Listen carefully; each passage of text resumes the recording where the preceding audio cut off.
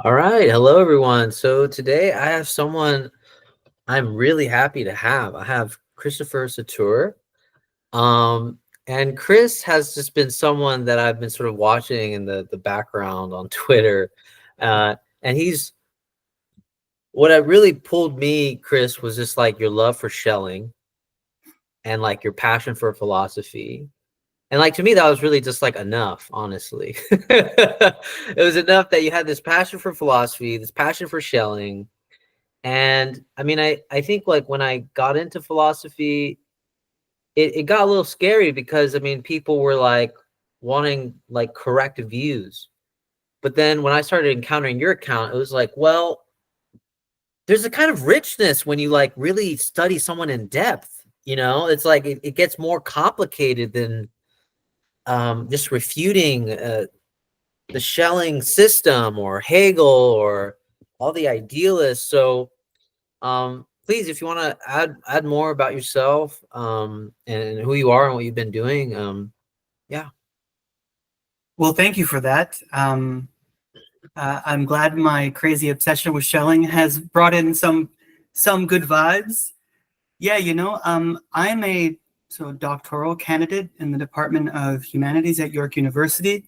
I also TA, so I'm a teacher's assistant in both the humanities department and philosophy. So I'm not a full-time professor yet because I'm finishing my dissertation.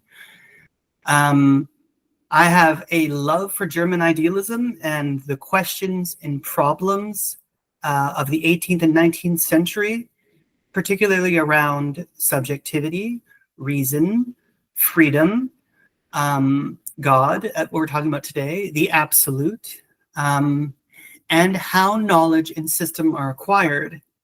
Um, it was a long journey to Schelling and Schelling's philosophy, but right off the bat, when I was much younger and I had much more hair on my head, um, I loved Kant and Hegel and became kind of really obsessed with their ideas and thought and was really dragged in. I am someone that when I read a philosophy book, I read it kind of like a detective novel. So I look for the questions and concepts and problems, and I get really dragged into a philosophical text. And I had a really, really good mentor um, in my first year university that really taught how to have a relationship with a text. And so you'll find me tweeting a lot about that, about how people have relationships with an actual text. It's an actual dialogue with someone from the past, which is really interesting for me. So I really like this idea that, you know, of having these great discussions. And for the first time ever, as you said nicely, uh, I didn't just want to survey, I wanted to actually break down and go through someone's work, all of their work. And so I've been kind of going through all of the German idealist work from 2019 onward. Um, yeah, I would say that's pretty much it. I also do have a digital archive or a series. Some people call it a podcast, and it's in honor of a historian and philosopher named Brian McGee, who used to have a philosophy series, one of the first philosophy series on television, actually, in England. And he was quite well known for bringing, like, at the time, radical philosophers on his show. So he brought like Marcuse on his show, which was a big thing back then. And he had people like Charles Taylor and a whole lot of other people, but he would have these great discussions. And same with your channel as well. You have these really wonderful discussions as well. I think the discussion is the best way to philosophically dialogue. So I don't like, series where there's lots of clout or lots of, uh, animation or song or something like that. And I think it distracts people. We're so distracted these days, technologically speaking. It takes away from just the dialogue. And so I have this dialogue with thinkers for students and scholars. It's free, it's accessible, and yeah, that's just me. Well, thank you, Chris. I mean, you know, one of the anxieties that I first encountered when I started reading philosophy was, wow, there's a lot of stuff to read, and not to mention, just having like a cursory glance of Aristotle will not be enough to really understand Aristotle. You even like the interpretation that's still working today on Aristotle is still like very enlightening. So it's like there's always this like I just kind of always like encounter this looming anxiety of just like, well, you can't read everything, right? Mhm.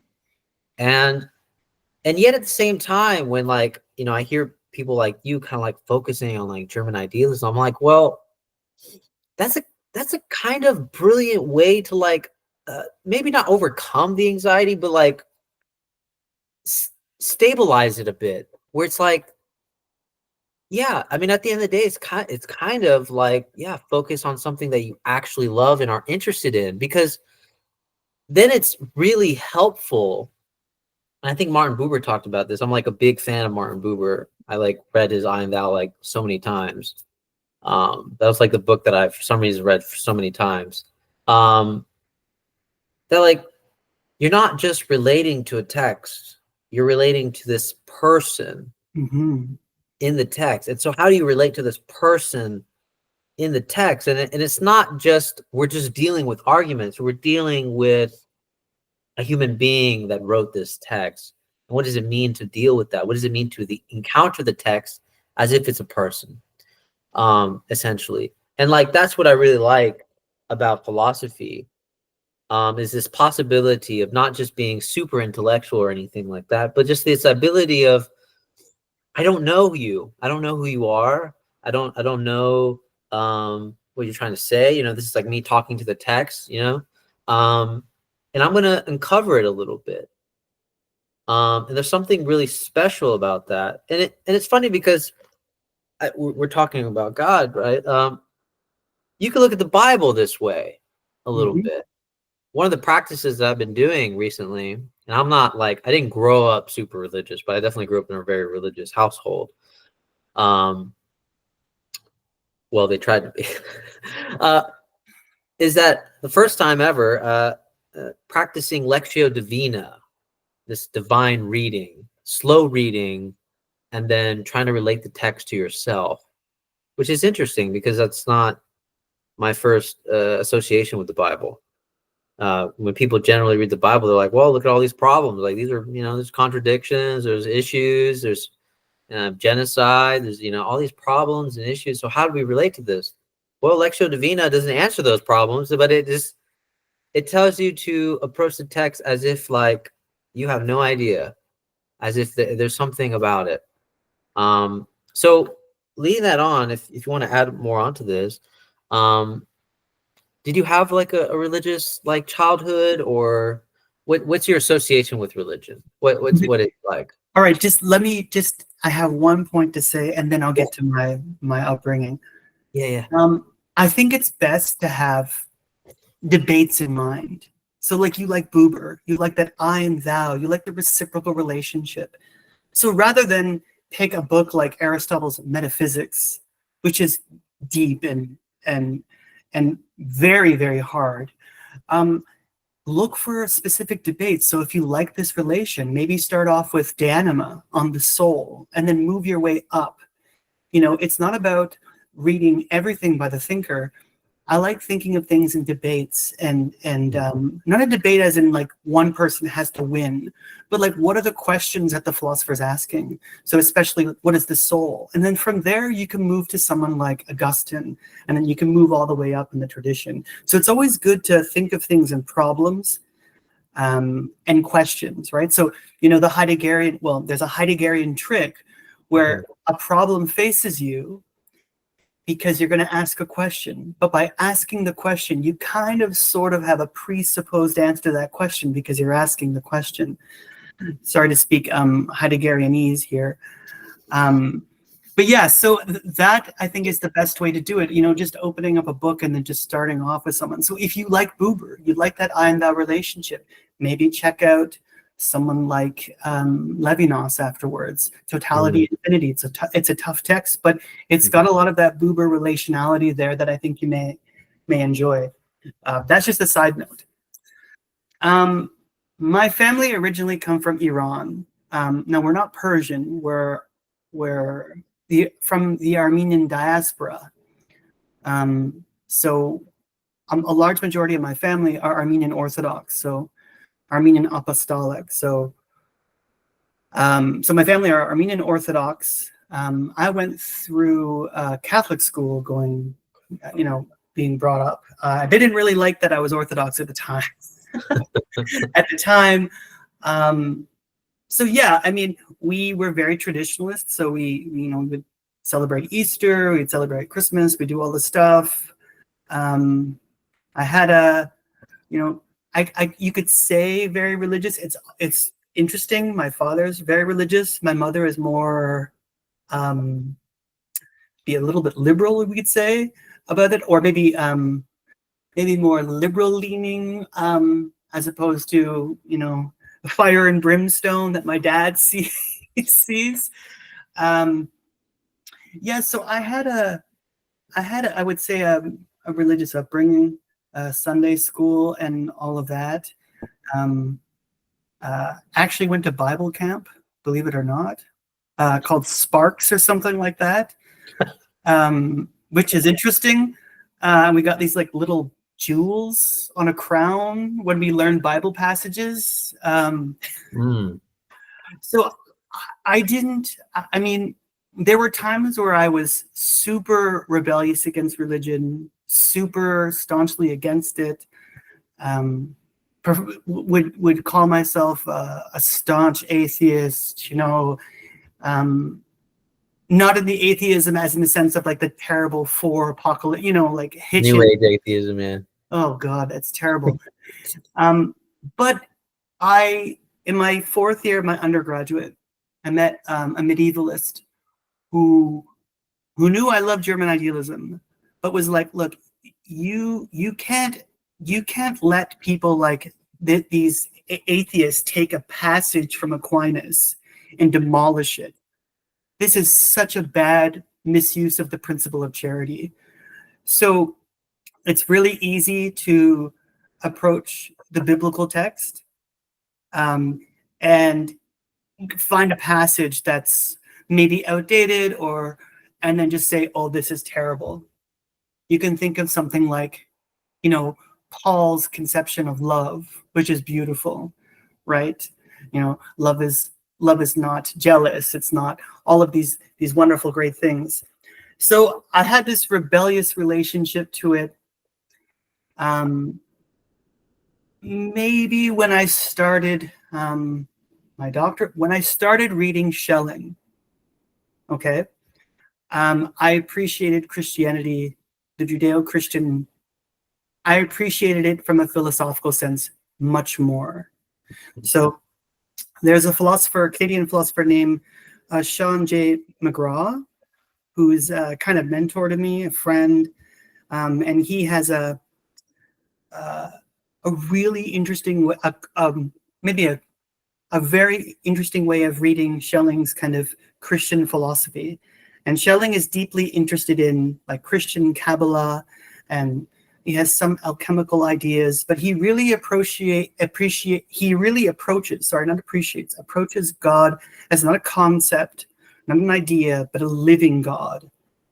So first off the bat, like it's the first time I ever heard a philosopher talk about a living God, which was interesting, and not talk about subjectivity or divinity, but talk about like Christ's personality. So this all came from Schelling, which was super intriguing. But because I had gone to Catholic school and also Orthodox school, I knew nothing about the Protestant tradition. So I had to catch up. With reading Martin Luther and also some of the mystics of the German tradition that are still Catholic. So like Meister Eckhart, Cusanus, a really fantastic poet named Angelus Silesius, who I love, Jakob Böhme, who is more a kind of mystical theosopher. And the more that I got ingrained in this tradition of theosophy, the more I fell in love with the idea, all of these ideas, which were a kind of organic understanding of religion, not just some institutionalized moral law thrown on us. It was a kind of living God, a living, organic, dynamic understanding. So from Burma to Schelling. Now, with Hegel, I didn't get that. With Hegel, it seemed like God was this idea, this concept, that we were moving with history towards some conceptual understanding of freedom. And so like the kind of maybe agnostic idea of God that was in Kant really never interested me. But this kind of dynamic, this kind of organic understanding of God that was understood and maybe grasped more in Schelling interested me. And so I wanted to learn more about personalism, as it's called, this idea of maybe Christ's nature as personalism, or sometimes Sean McGraw will call it the cosmic Christ. So I like this idea, this kind of organic understanding of religiosity. Yeah. So I hope that's sort of, I mean, my relationship is a little, my relationship with, okay, so first and foremost, I mean, I like certain things. I like the Latin tradition, that it's got this great tradition. I like the fact that the Orthodox tradition follows the old calendar, certain things like that, like our Easter's different. I like subtle things like that, but I also don't like the institutionalization of it. I also don't like the idea that we are to love a transcendent figure more than the world, things like that. So abuses of the religiosity, as opposed to, like, Schelling ends the freedom essay with love. Like, how many philosophers do you know other than Augustine, or that end Spinoza? that end a metaphysics? I'm sorry. I said maybe Spinoza as well. Maybe yeah, I'm wrong. the intellectual love of God. Yeah, you're right. So I mean, ends this great, ontological, metaphysical treatise with the conception of love, and that love is the reason why there's the creation of the world, etc., etc. Yeah, so there are certain things like that that interested me, and so I'm deeply influenced by the theosophical tradition. So Jacob Boehme and Silesius and Eckhart and Cusanus and all of these thinkers. So like, I tend to call myself a philosophical Christian, but I'm not a practicing Christian. I don't go to church, or I don't think I'm a theist, and I'm not an atheist, and I'm not an agnostic. I think people should have their own relationship to what you call God, or the absolute, or yeah. So that's where I kind of stand. I don't know if that's all right to say, or no, that's perfect. I mean, there's no, I'm not looking for like a standard answer, or there's no wrong answer here. I'm just really intrigued by the relation, what is cultivated in the relation about your story with God, essentially. So to address something first, you actually said something very interesting about Hegel. Because I've always struggled with Hegel, not only just reading him. I can't tell you how many times I've approached phenomena of the spirit. I've always quit like about halfway, I think. But it reminds me of Rosenzweig. yes. And his critique. I didn't finish his book either, but like actually he gives a very subtle critique in the beginning of the book about this kind of misordering that Hegel does. Whereas for Rosenzweig, it was actually this man is approaching God, and yet Hegel is taken from like, no, God is approaching man. Very, I guess you can see that's the real Jewish and maybe Protestant difference there. But yeah, your comment on that though was so striking to me though, because I really did feel that for some reason on an intuitive level. It's interesting. It's interesting that you brought up Rosenzweig, because he's deeply influenced by Schelling and Schelling's Ages of the World, Welt Älter. So I'm assuming that you read the Star, right? I was about to say it in German, the Stern, the Star of Redemption. Is that what you read? I have the book. I haven't read all of it, but I started reading the beginning. Yeah. It's a beautiful text, and it's interesting too, because he's got things to say about Judaism, Christianity, and Islam in that text. Mhm. And I'm really sorry to cut you off. I wanted to say this. When you read Hegel's philosophy of history, Hegel kind of puts the Israelites in the same area as Greece, like, kind of enmeshed in the law, enmeshed with sensuousness, and kind of, it's Lutheran Christianity. But with like Rosenzweig and Schelling, there's an equality to Judaism and Christianity. Like Mhm. Judaism is always the ground, the law that brings forth for the other. There's this great line from Moses Mendelssohn, who was defending Lessing at a trial, and he was saying, look, Jews and Christians can be friends. Why? Judaism, it's like a house. Judaism is the first floor, and you couldn't have a house without the first floor. So Christianity is the second floor. So that's like you can't have one without the other. They're intricately connected. And with Hegel, I'm going to get in a lot of trouble for saying this because I got lots of Hegelian friends. It seems there's a kind of not anti-Semitism, but maybe anti-Judaism that's maybe a little present in the historicism. Oh man, I'm going to get in so much trouble for saying that. But I think it's there. Now, Yeah. that's not to say that Schelling is not Eurocentric, because I'm sure there's lots of Eurocentrism in there, but he also loves many other cultures and many other mythologies. But yes, there's a kind of organic understanding of God. Sorry, I just went off and cut you off. No. This is great. Please don't apologize. This is great because Buber's critique of Hegel was actually something that you brought up earlier.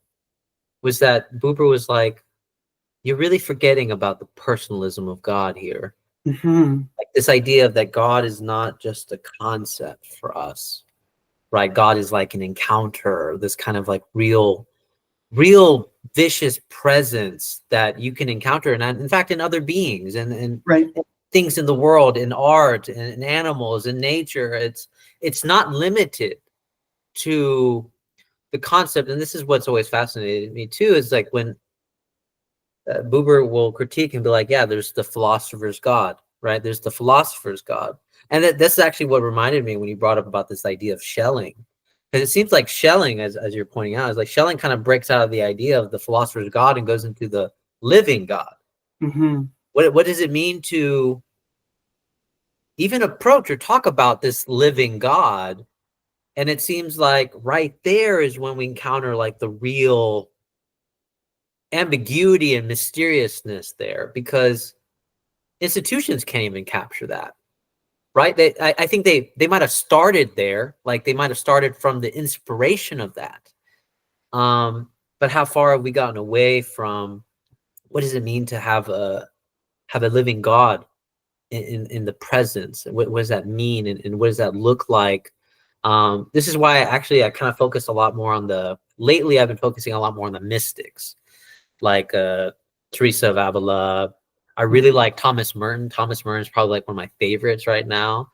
It's more contemporary, kind of like Catholic mystic, but he was so charitable to the Eastern religions like Zen Buddhism and Taoism, that really it's kind of fascinating. This idea where you're talking about, like, putting Judaism and Christianity on the same level. Yeah, it amazes me that we've gone away from that somehow and in some ways. And something's always bothered me about the claim that, and I'll be curious to see what your thoughts are, because in this sense, like, you're not a Christian, so I feel like I won't get too much in trouble by saying this. is this idea of when Christians claim that Christianity has the fullest of the truth, and all the other religions kind of just fall away into kind of partial truths. That's for some reason has always I don't know if that's a dialogue that we can start with, like in terms of interreligious dialogue, but yeah, I'll see what sparks for you there. I think you can learn more about your own religion by reading another religion. Like if you open up the Bhagavad Gita and see the turmoil in Arjuna as he's speaking to Krishna about going to war with his cousins, his family in a sense, the the sense of obligation, duty. I think you can learn lots. You brought up Taoism, especially. You brought up, the idea of the Tao, that, if you name the Tao, you're not speaking about the Tao at all. I mean, this is a lot. This relates a lot to. It sounds a lot like the language of Eckhart, who really, who is a Catholic, but at the same time, is almost on that Protestant break. He realizes, he's teaching non-literate people at the time, and he has to invent his own words like grund, and these relations. And comes up with this beautiful line that, the eye in which I see God is the same eye that God sees me. The mystics tend to have this kind of interconnectivity, this maybe interpersonality, intrapersonality. They're able to grasp this, which is why I think I'm with you on the mystics. Like, I'll give you a great example. There's a beautiful mystic named Marguerite Porete, who was burned at the stake. And she has this brilliant dialogue between three voices: the soul, reason, and love.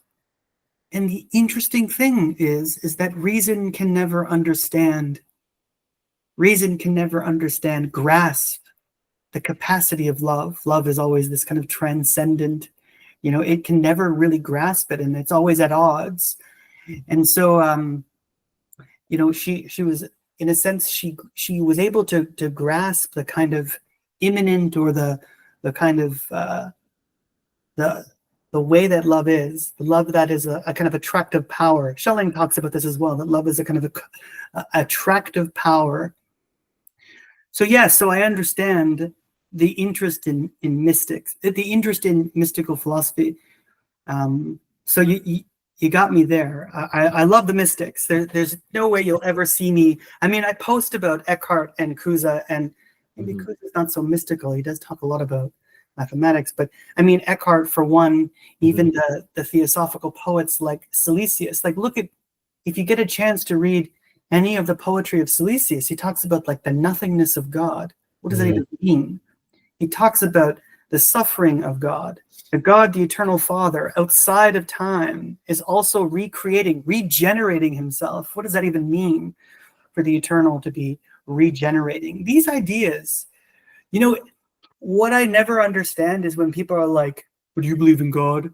Like, that's not a good question. It's not. A really good question would be like, what does your belief in God give you? Like, what does that element give you? Like, that's a better question to ask. Asking someone something personal. This is why, like, when you start debating with someone about their belief, you trying to persuade someone of their belief is almost an injustice. Like, why do you want to do that? It makes no sense to me. Maybe ask them what the belief does for them. Maybe talk about certain things. Like, so this is a ground where I'll never like, one of my best friends, she's a Sikh. And I've been learning a lot about Sikhism through her and through her friends, and the struggle of Khalistan and a lot of these things.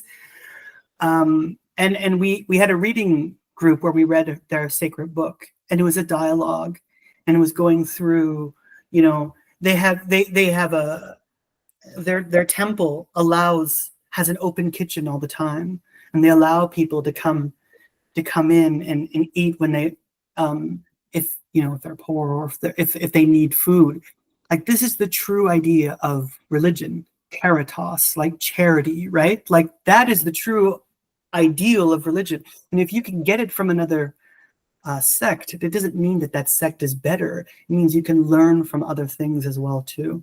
Sorry, I didn't mean to go all over.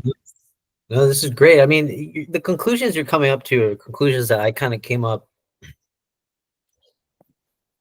on my own with, like, just really just exploring so many religions. I mean, to even quote you the Dhammapada, which is one of the Buddhist texts, where it talks about the Buddha.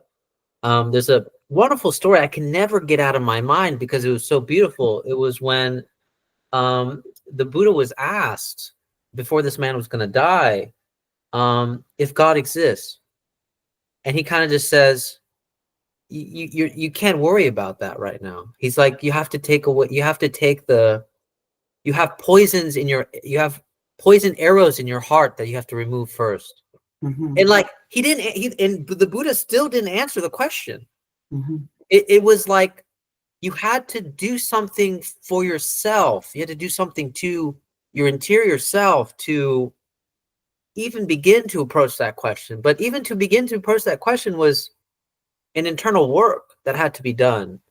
Remove the three poisons. This is what Buddhism calls, the three poisons. And the same thing with, when I read, I didn't finish it. I'm notorious for not finishing, but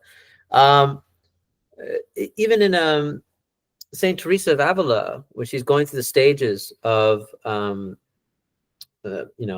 getting closer to God, union, there's a certain point where she says, even if you fixate on the nun's faults, you shouldn't do so. You should not fixate on the nun's faults. You should focus on your faults. And I think about Jesus's sentiment too, about, it's such a, I've meditated on this one line for so long. The idea of taking the plank out of your eye to then help your brother take the speck out of his eye. And I thought that was so phenomenal, because I was like, wow, that they're just looking at the metaphor of size here. What does it actually, what do you see? This is the question that I posed to myself. What do you see when you take the plank out of your eye that you can help your brother take the speck out of his eye? I actually thought that was probably the most compassionate way to suffer with someone. But I don't actually know what that would entail, because you have to first take the log out of your eye to, what is that transformation? What would it look like for you to be able to help someone else with their own faults, per se? And what would that happen? Would you actually help them, or would you be critiquing them? Would it really follow in a kind of judgment? A lot of the Desert Fathers, a lot of the mystics that I've noticed, is that they're really, what's fascinating me is that they're really not interested in blaming people.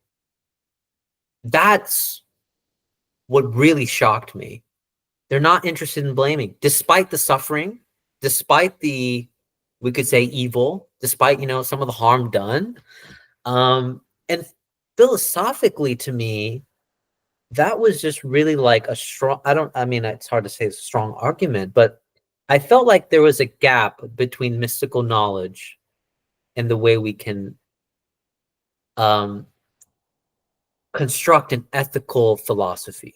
I felt like there was a real gap there, because it seems like ethical philosophy, like, I think virtue ethics has faults, but does it really has the faults that it has if we are not doing the transformation that it requires? That's the question that's the gap that I feel like is always pressing and haunting me there. It's like, I feel like we could destroy virtue ethics easily. However, that is not, it's not isolated from the transformation that is required. And that's what's, I'll be curious what you think about that. We live in a society that has blurred the public and the private.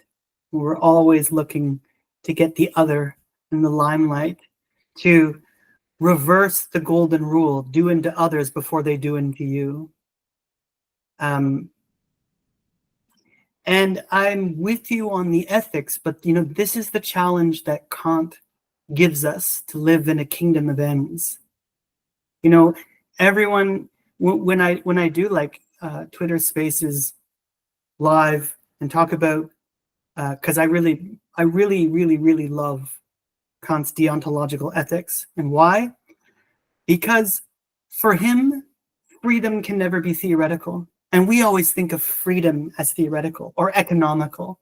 And for him, freedom is praxis, it's duty, it's obligation. You are obligated to the other.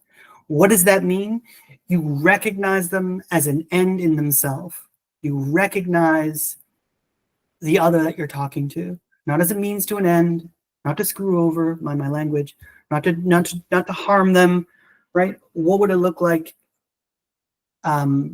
living in a world that was a kingdom of ends? And everyone says, well, people are evil, blah blah blah. It will never work. Kant never left his house, which is inaccurate. And then you get all of these fallacies from people saying, what, who don't want to do the hard work, who don't want to do the kind of dutiful action of seeing others as ends in themselves, because we live in a kind of ugly world, right? We live in to quote Hobbes, mean, ugly, and brutish, or something like that, right now, right? But the question is, does it have to be that way? So I always see people take Kant, and I mean, you brought up virtue ethics. It's been a while since I've read MacIntyre, or even Aristotle. But yeah, so for me, it's like, okay, Schelling gives this great example. Schelling says, all of this example of evil being privation is false. Evil has just as much potency as good. And he gives us this brilliant, organic rereading of Spinoza. He says, look, think of the Kabbalah here for a second. So God creates the cosmos, the Godhead creates the cosmos, and he creates this ground or nature in God. So we're in God, we're in this ground. But in order for the fall to happen, in order for independence, the ground has to be separate from God, but at the same time, still co-eternal with him. So the ground itself, without the logos, so without the word, is this kind of dark, desiring, yearning ego, a yearning, right? And then finally, I'm really, really short. To make a point, I'm trying to go faster. There's a lot here to unpack. But the logos comes and we get this will. We get a will now from the ego and ipseity, the individual. Schelling's point is that evil is a character. It's a character trait. It's a stain. It's darkness. It's on everybody because we're in that ground. So what is ego? Ego is when we take the darker principle. We let craving, desiring, and yearning. We take ourselves and we subordinate all other people. We don't live in the world of the kingdom of ends in the Kantian sense. We put ourselves first. And in that sense, we're in the ground of non-being. We have let that center of our being be consumed by our own ego. And he has a really great understanding of this. He's like, look, evil is not a negative or a positive. We have this wrong way of looking at evil.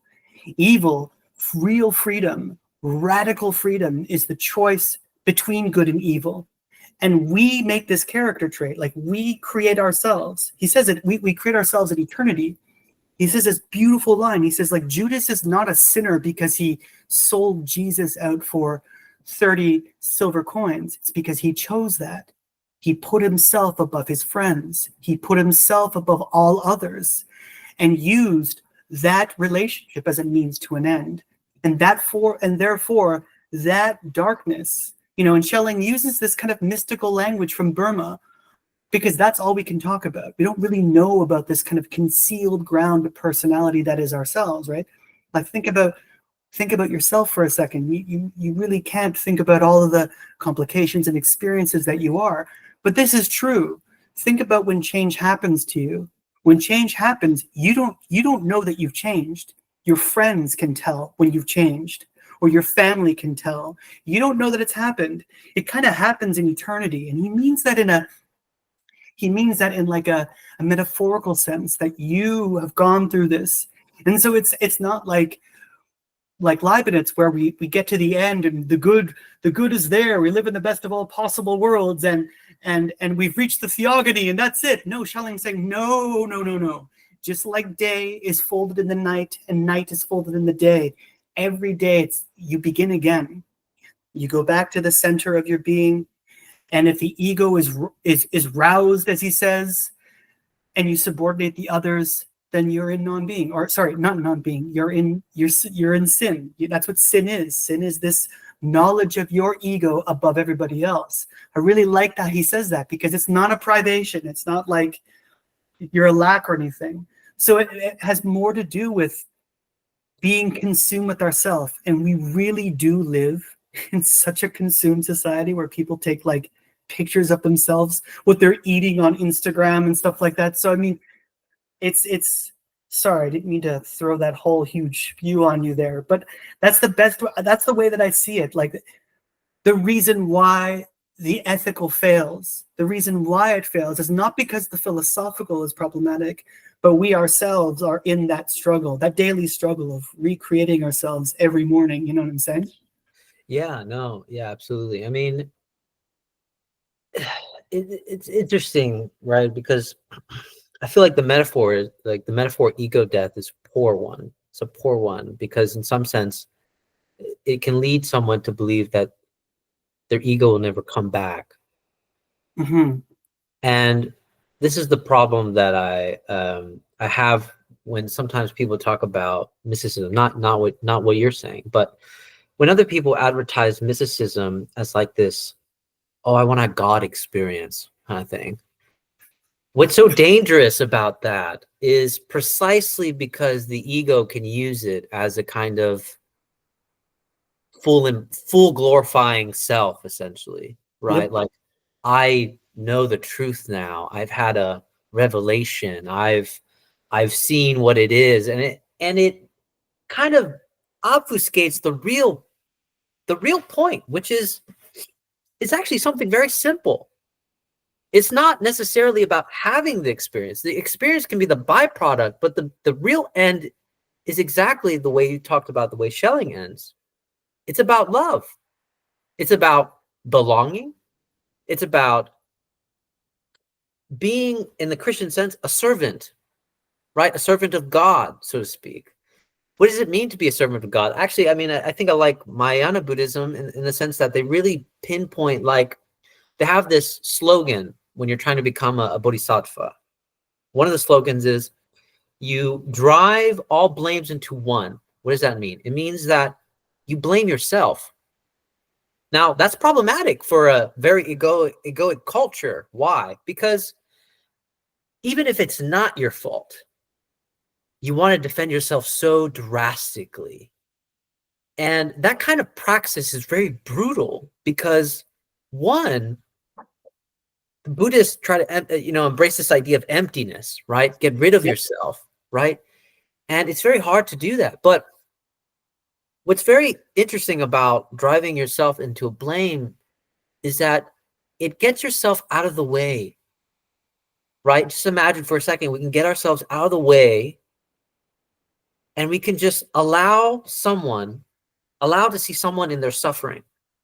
So that means when someone is blaming us, the Buddhists would say they're suffering. They're really suffering.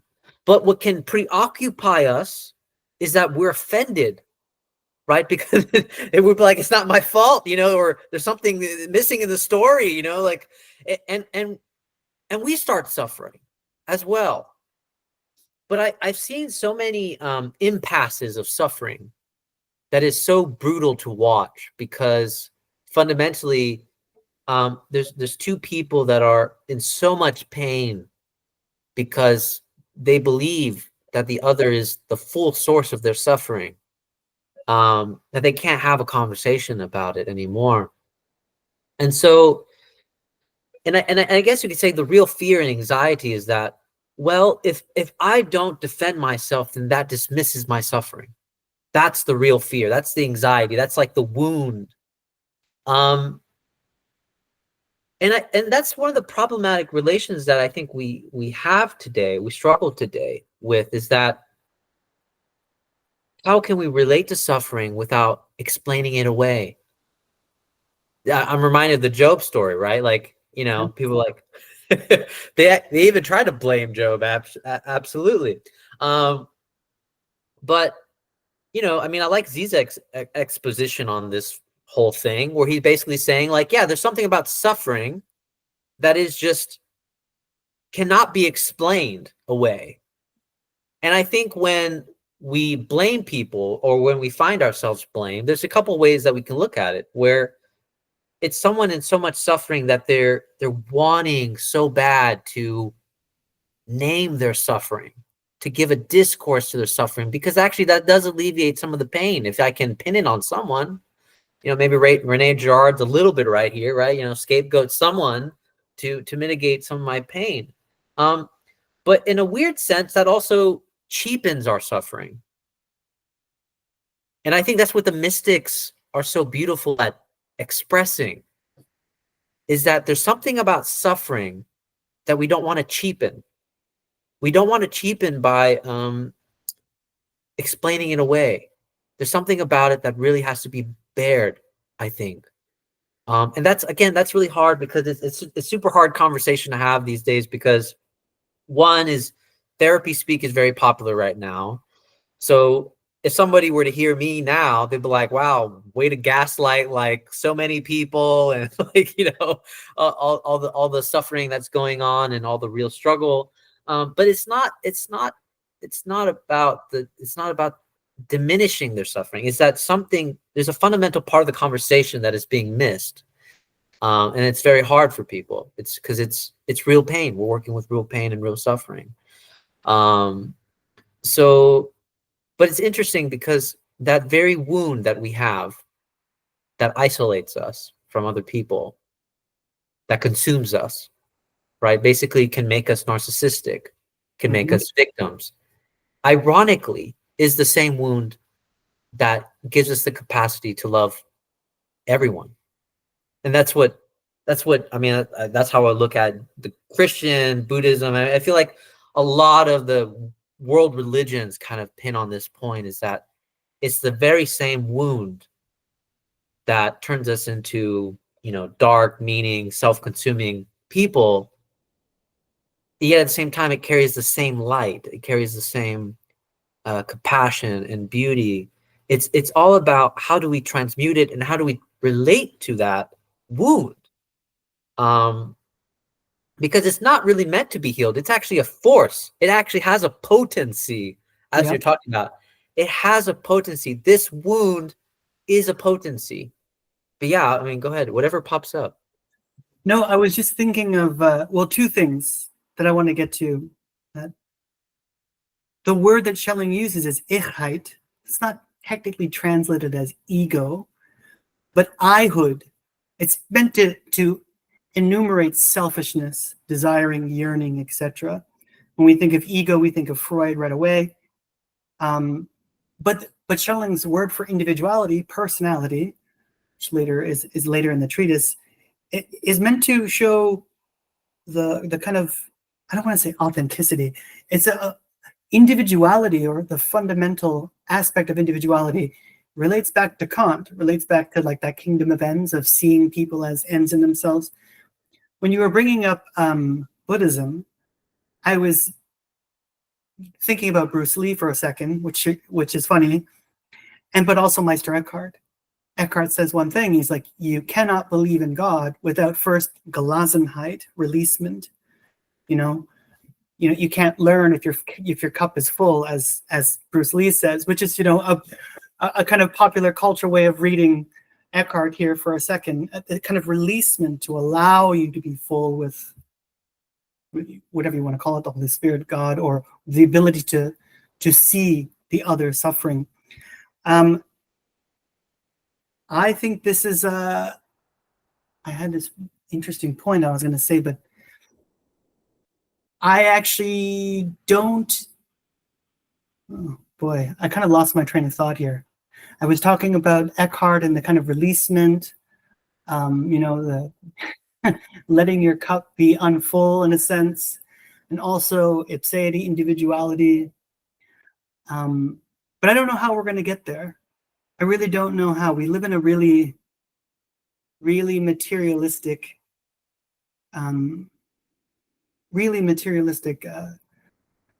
culture, society. And sometimes it's easier to stay a pessimist. Sometimes, especially when you're on Twitter. Like one of the things, I don't mean to get all political here, but one of the things that really bothers me, and I understand it, is this debate with natural right and human rights. Like when you're talking to, more or less, traditional Christians that that don't like certain genders or certain sex of people. They can't recognize them as the other. It's ideology. It's this, it's that. I mean, that just blows my mind. I don't understand how you can go beyond your own principles. Okay, fine. You don't like this one rule, but can you at least treat them nicely as opposed to saying something? This is something that we can't get past. So it's like we have a Christendom in this certain sense of Kierkegaard. So we have like a cultural Christianity, but not a practicing Christianity. So it's like you can't. Fine, you don't want to go that way. You think it's ideology. I don't think that though. But you can't recognize this person. You can't let them be who they are. Really, really is bothersome. So that's the one thing that always bothers me. You'll see a cross on their their social media site, and they're citing the Bible, but at the same time they're attacking people. Now I'm not trying to judge people, but I just don't understand. Like, that's the one thing, the one lesson, let the first sinner pick up let the person that hasn't sinned pick up the first stone. It's just like, it's one of these basic, you don't need to go into parables. It's really there. The answer is there. It's very conclusive, and I don't understand. That's the one thing. We can never see past our own self, right? This is that, back to Schelling's point here, is that consuming potency that takes us over. I'm sorry, that was kind of a ramble. No, again, that was really helpful. I mean, it's interesting. I was just listening to a podcast. It's called like How to Read the Bible for Normal People. It's a very long podcast name. But anyways, they had a guy named Rob Bell on there. And he was talking about, like, he felt it was so conclusive, really. When you read the Bible, like, the Pharisees, the Sadducees, he's like, I don't understand how we didn't catch the message. Like, Christians are behaving the same way that the Pharisees were. Yep. Right? This idea of, oh, the law and the law and the law and the law. And it like, I'm actually reading the Bible again. Well, actually, I'm actually trying to finish it, the whole thing. I'm going through a plan with it, but I'm reading it day by day, and I'm like really fascinated in the sense of just like, wow, like, it really, the law. And it's funny because when I look at like the Christianity that I see, that's kind of very cultural Christianity. Yep. They're very obsessed with the law.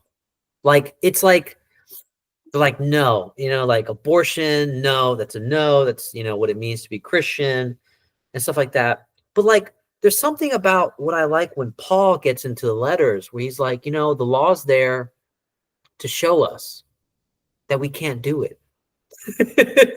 The law's there to show us our complete incapacity. In fact, Paul admits it made me sin more because the law reminded me how much I sinned, because it actually made me conscious of sin. Mm-hmm. Right. And then it's like, and I'm sitting there and I'm reading, I'm like, how did we not get this conclusion that it's not this obsession about what people are doing wrong. It's about this idea that we can't help ourselves. Mm-hmm. And so in the midst of that incapacity to help ourselves, we need to love each other. And I think for me, that's what it means to have the Holy Spirit, right? This, love your neighbor as yourself. What does it mean to love myself? Well, I mean, that could mean many things. That's probably one of the problematic things about that ambiguous statement. Like Lacan kind of points out, like, actually the way we love ourselves is the way we hate ourselves. That's really telling, in fact, of how much we hate ourselves when we kind of project onto other people. But yeah, I mean, just this idea of the law was supposed to remind us that we can't do it, because that means it's actually holy. Right. And I don't know if you know this, I'm kind of sidetracking a little bit. Martin Buber gives this wonderful exposition, and it's a talk that Thomas Merton give to monks. about how Martin Buber explains the whole Adam and Eve dilemma. And he goes, the problem with Adam and Eve when they decide to eat the tree is that they were already good, but they wanted to know if they were good, which I find absolutely telling, because a lot of the mystical poetry, like Rumi's one of my favorites, a lot of like, Ibn Arabi and all these guys, it's about self-forgetting. How do I forget myself in order to love someone else? Which is basically the hard, it's probably the hardest thing to do.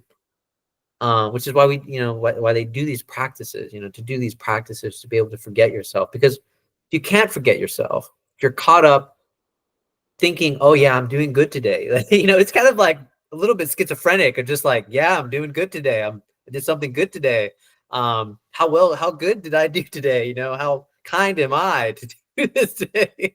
And, this is always this voice of talking to yourself about, how good I'm doing or how good I'm not doing, can really oscillate you between, what Carl Jung would say, like, you're blowing up yourself into like a God status, or you're being crushed by God, essentially, with your guilt and your depression and so on.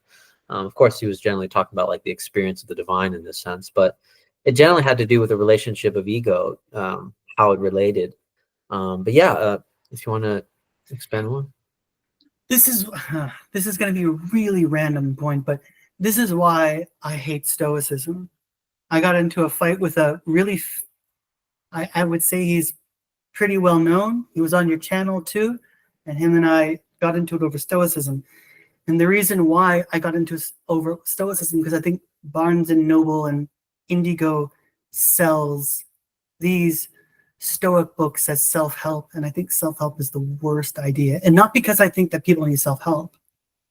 It's that we are so easy, we are so ready to be spoon-fed anything, whether we have AI read us a book back to ourselves, or we want to write a paper fast or whatever. We're so easy to look for the easy answers. And the point, and we don't learn that way, right? Like, there is no self-help. This is a Kierkegaardian, way of looking at this. The self-help is the struggle. It is that turmoil that you're going through. So when I see these things like, oh no, you're only free in thought, you're not, the body is going to go away, so don't think of that way, it's not yours, so just, I don't know, I've always been rubbed the wrong way when, it sounds like I'm kind of just watering over or creating a straw person fallacy on Stoicism, but the way that it's marketed as self-help, I think is super problematic. So I agree with you on certain things, but I was wondering if I can extend our little ethical dilemma to not just humans, to everything. Because Schelling has a nature philosophy, and I think when I think of like religion, or if I had to define myself, and it's kind of a cheap word now because everyone uses it, but the understanding of panentheism. Now, just bear with me for a second. I'm not trying to get pagan or anything here. By knowing that everything, pan, all, theo, and everything is in God. Everything is made of the same content, made of the same potence, that we're all related. We don't have to have some hierarchical law of the chain of being with human at the top of the chain and everything else at the bottom. Because one of the biggest problems is that we tend to exploit nature. That's why we have this big climate crisis. And not just honoring ourselves, but honoring all life. You know what I'm saying? I sound like a tree hugger, but I mean literally, like I really am. Like there's been certain studies that like there is some form of tree consciousness through like a fungal network of roots. And I don't think that trees have the same self-awareness like a cogito like us. But I think if we're practicing the obligation of recognizing we can also extend that to all life, right? If we're gonna talk about this world as, you know, as a kind of divine creation, as a gift to us, as we are, you know, we're the kind of, what's the word? What is the word that he used? We're the, I don't know, I can't even think of it right now. But we're here to look after all of these things, and it's a good sign. It's a really big sign that if we can't take care of our world, we can't take care of ourselves or the other. So that's one of the big problems. Sorry. No, I mean, I really agree with that. I mean, it's one of those things. I mean, Heidegger makes, of course, a big critique on that kind of stuff, Mm-hmm. and I think maybe the word was steward that you were maybe looking at, being a Stewart, steward. yes, Yeah, yes, thank steward. you. Yeah, it's lately veganism has been on my mind. So when you brought this up, I share conversations with like a very strong vegan, and I'm not sure how to approach this problem, because in some sense it's like I fully agree. And actually, I would probably, if I were to label myself, I probably would be in a kind of like pantheist kind of way, panentheist kind of way. Because even like Jesus in the Bible talks about, there's this wonderful line where he's like, "Oh well, I'm going to thank you in the kingdom for feeding me when I was sick, and when I was ill and all this other stuff." And he kind of like goes through all this when I was poor. And the disciples like, when were you sick? And when were you poor? When were you all this other stuff? He's like, oh, well, when you treat people like God, essentially, then, you're treating me the same. You're treating, it's like as if you're treating me. Mm-hmm. And so I really like that verse, because in some sense, it really shows about the imminence Yep. of the struggle. And even like Buddhism kind of got the same, especially like Mahayana Buddhism with Buddha nature about, I remember learning in my Japanese history class where it was like the way to get, the way to argue being compassionate to the poor was like, well, they could be a Buddha. You never know. Like they could have realization. So everyone you meet could be a Buddha, because everybody's got Buddha nature. So it kind of like prefaced this kind of like awareness of like, oh yeah, like there's always potential there. So everybody that I interact, I should have compassion and kindness, even with things and nature. And I think the same way about Christianity, which is this idea of the Holy Spirit, that people and things have the Holy Spirit. But yeah, what I've noticed is that specifically like the vegan discourse, it's gotten a little semi-religious, you could say, right? Where they're like demeaning the other for, and I think with fair criticism. I mean, I'm not saying like the way we treat animals is right. I'm definitely not saying that at all. But what I notice is that it creates this weird tension where I see people online being like, "Oh yeah, you're vegan? Well, here's a picture of my hamburger." It really creates that weird tension where it's like, I'm like, where did the discourse go wrong, essentially? Because what it is that we do want a different relationship to animals and beings and so on. But I do feel like it always ends up being a human issue, in the sense of, it seems like the only way to even get bypass, even to like get to the part where we can be stewards, it seems like we still have to confront the human being Mm-hmm.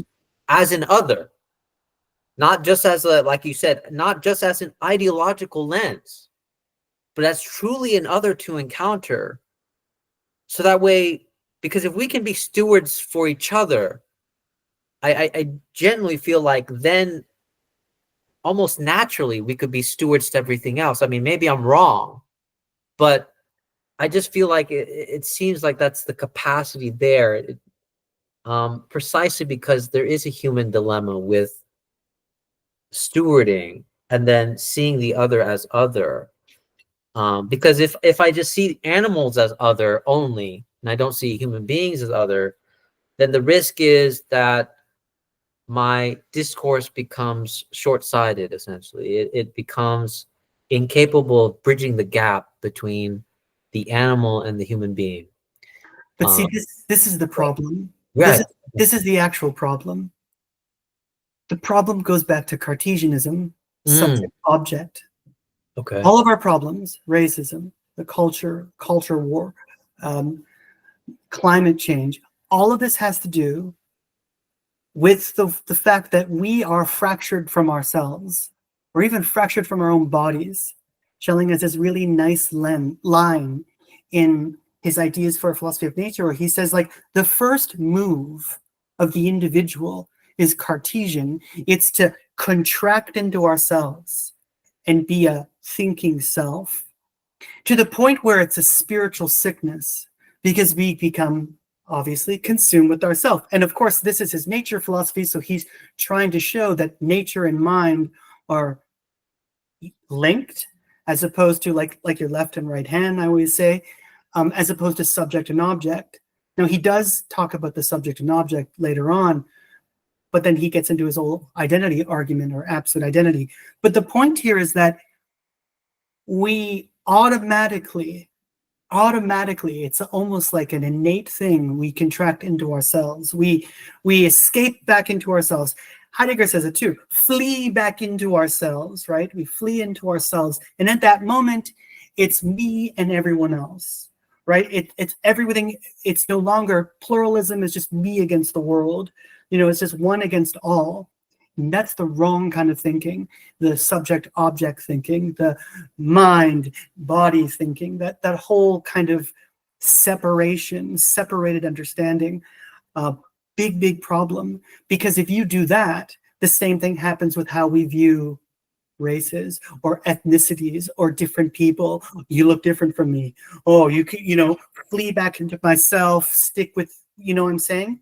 So it's a huge problem, because it's not just an ideology or a paradigm. There's a really brilliant French sociologist or idealist thinker named Canguilhem, who says that when we create technological objects, we create with the paradigm in mind. So in the Enlightenment, we created objects with this paradigm. We thought of God as the clockmaker and the entire cosmos as the clock, and there must be parts that we can break down. And that way we start compartmentalizing the entire world, mechanizing the world, making it less organic, making it less human, making it more machine-like, and kind of, detangling ourselves from it. And that, to me, is the biggest problem. It is the biggest problem because it gives us a safe haven to contract into ourselves, to not see the I and the thou. The whole point with Buber, right, is that I'm the I, you're the thou. But from your perspective, you're the I and I'm the thou. Like, there's that reciprocal relation. But if we're already collapsing into ourselves, not allowing reciprocality, then it is, as Schelling says, a spiritual sickness. It really is, in that sense. We are completely detracted or separated, segmented completely from the other, segmented from the world as well too. So I think it's a global phenomenon. Sorry. No, this is great. I mean, because the way you describe the subject-object divide would be like the way Buber describes I-it, right? Like Yes. this collapse. And Buber talks about the tragic of this, where it's like, it's inevitable that it's going to collapse into an I-it. But just because it collapses into an I-it doesn't mean that the potential has gone away.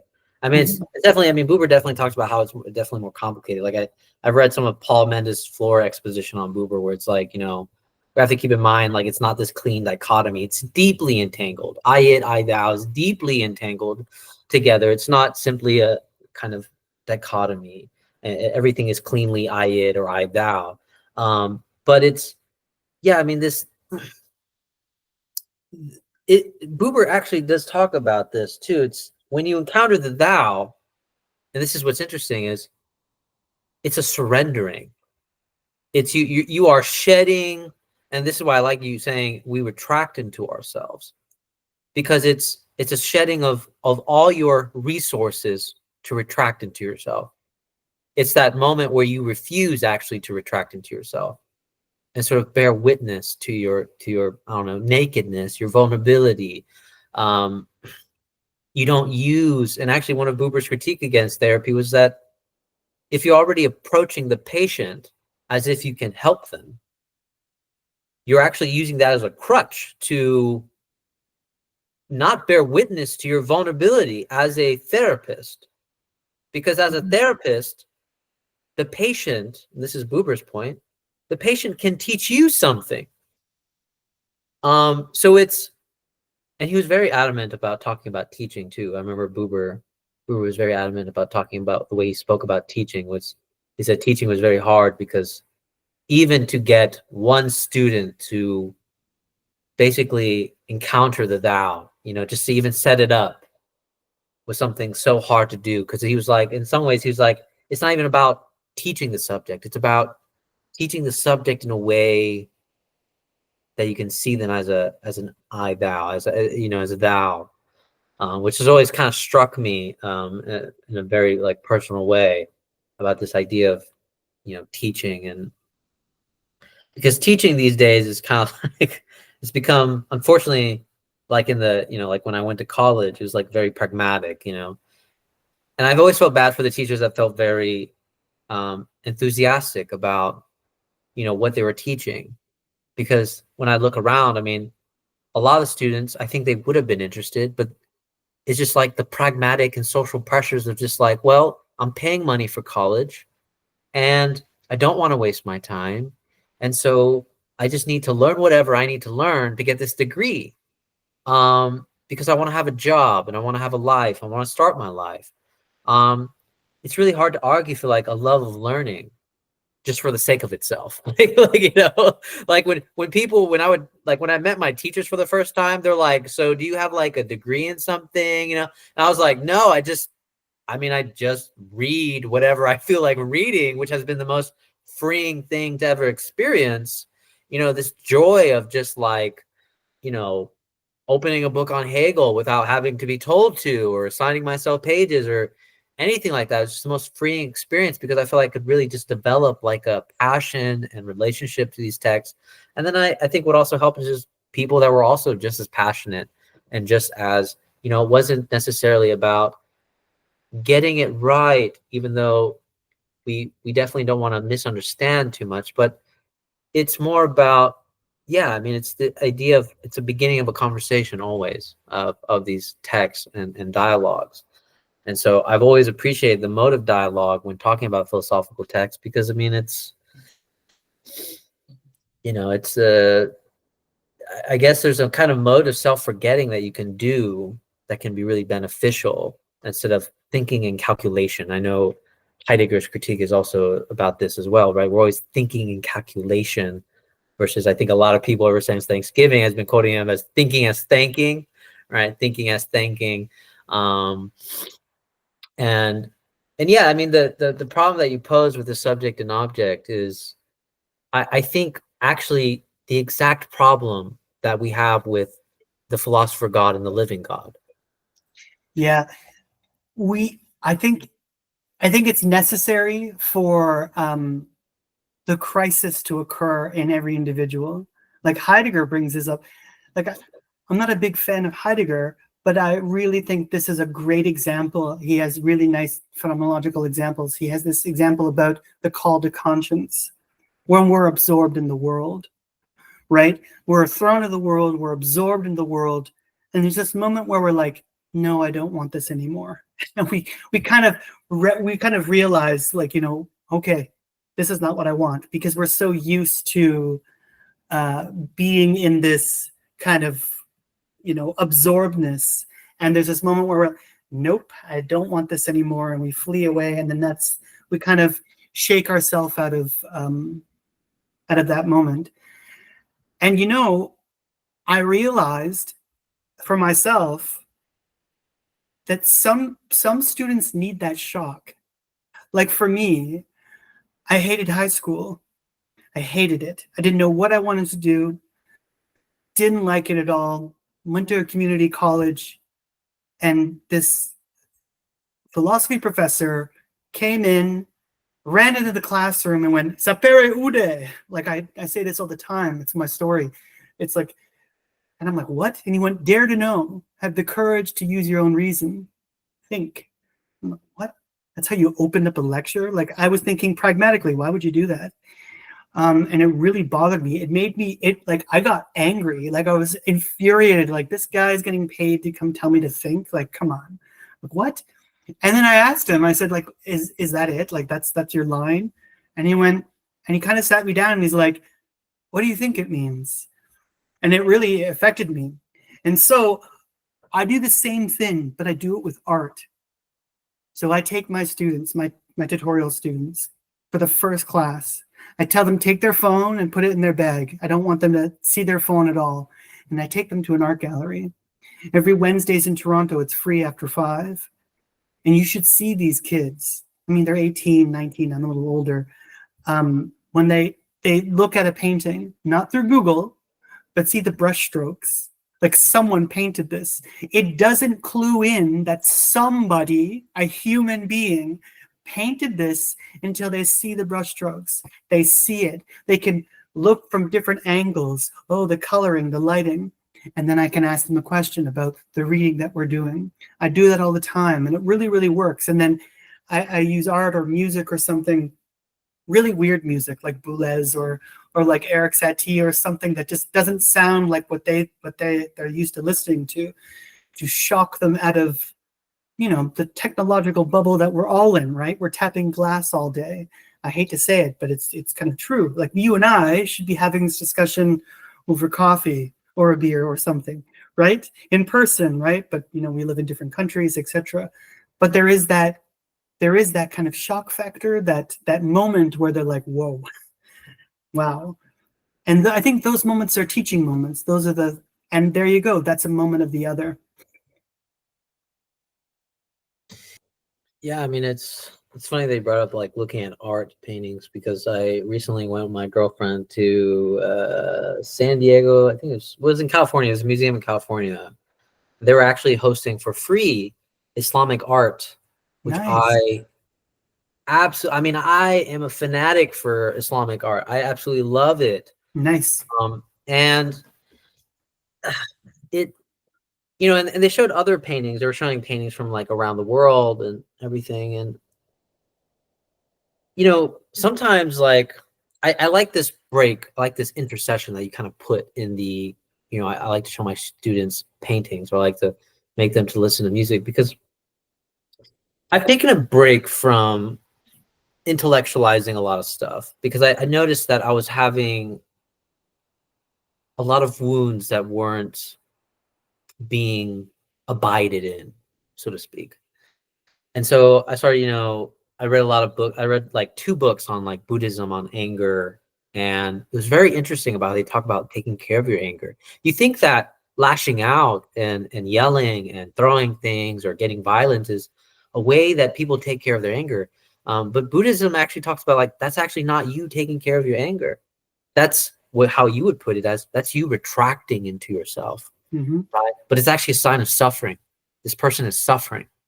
Um, but anyways, you know, this idea of, you know, stillness and attention. I think attention to me has been really one of the strongest arguments for believing in something like God, or encountering like this kind of like emptiness, shunyata, kind of like Buddhist concept, or stillness of the mind, as they call it. Is that when we attend to something and be fully present. When I would look at a painting, when I was looking at a painting with my girlfriend, I was struck by a certain painting, and I was like, I don't know why, but I really love this painting. Like, you know what I mean? I was like, I have never seen it in my life, but it's just the way this. I have to look up the name of the painting, but basically, it was this woman in this urban country field, and she has her back again, like, you know, she's showing her back, but then she's like slightly looking back at you. And like, there's just like this, I was like, I felt like I was in like utter peace. Like there's something about tranquility, stillness. And all I could tell my girlfriend was, I just love it. I just absolutely love it. And I'm thinking, why? Like, why? I'm like, there's something about it, you know? And I saw many other art pieces that kind of gave me similar, of just like, I just love it. I can't explain it. I just absolutely love it. And I think Marion Milner talks about, if you give yourself time to stare at a painting long enough, and this is kind of what you were getting at too, you really start to see something in that, right? Yep. Something begins to happen to you. Why? Why is it that when we attend through our attention, something begins to change?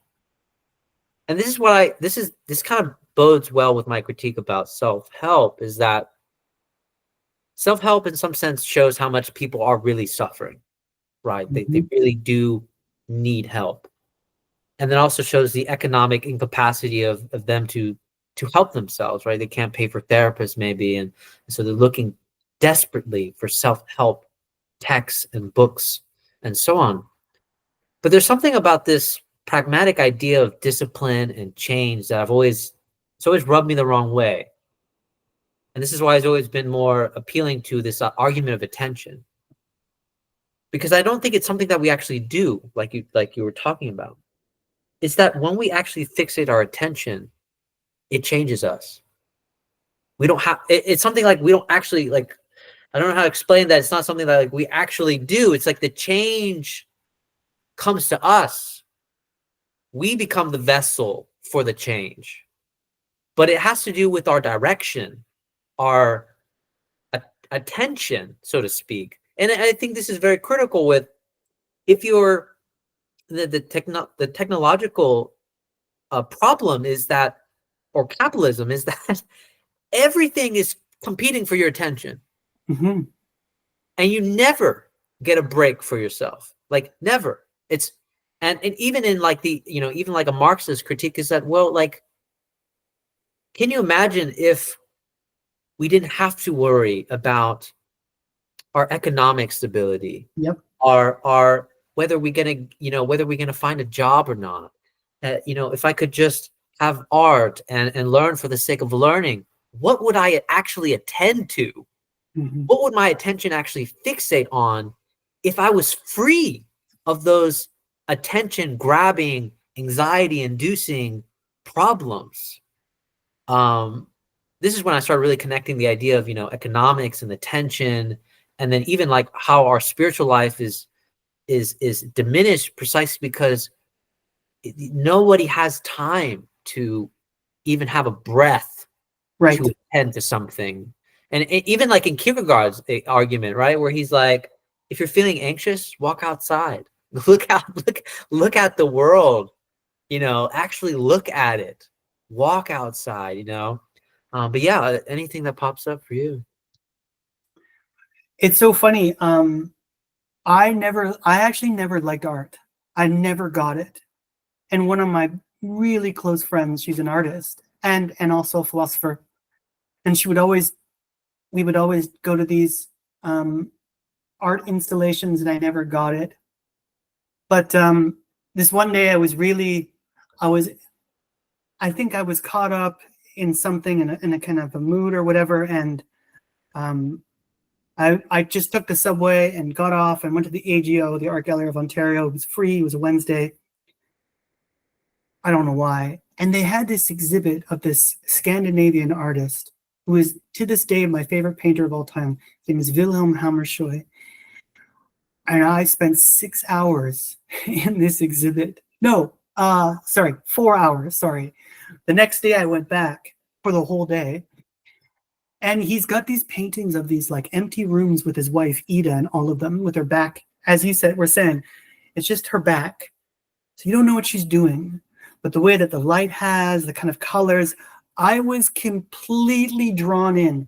I spent so many hours there. I felt so calm, didn't even look at my phone, went through all of them. And I realized and this is why I love like romanticism as well, too, the kind of real romanticism, not nostalgia or anything. But you have good poetry, good art, good music. Now, what does good mean?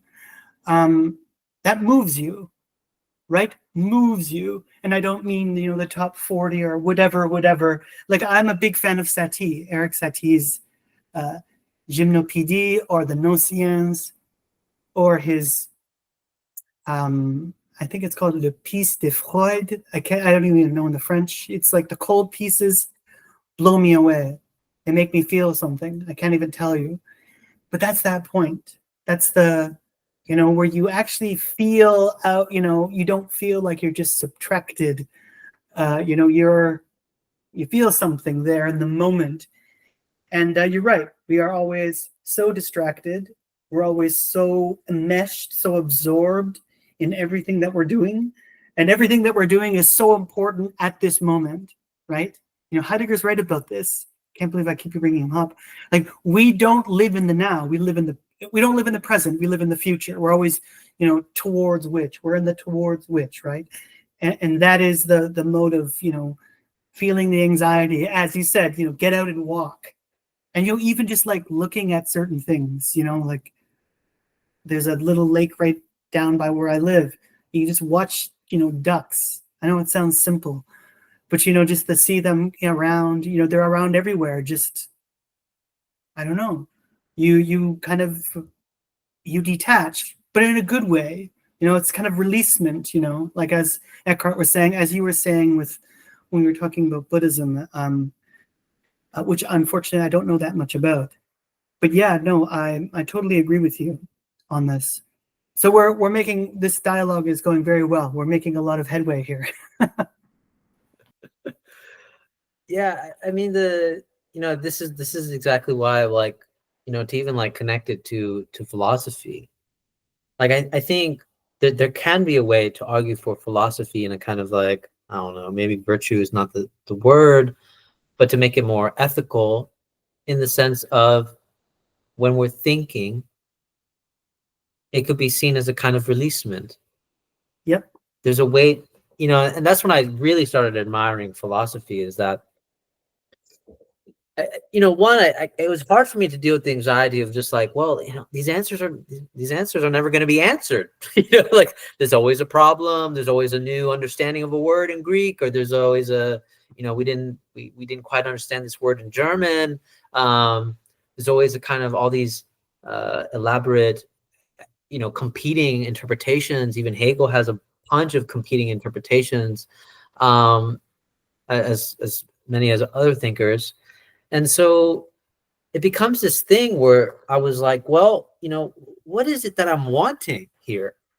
What is it that I'm actually trying to do here? Because this is, I'm not trying to be academic, I don't think, but I really love reading this stuff.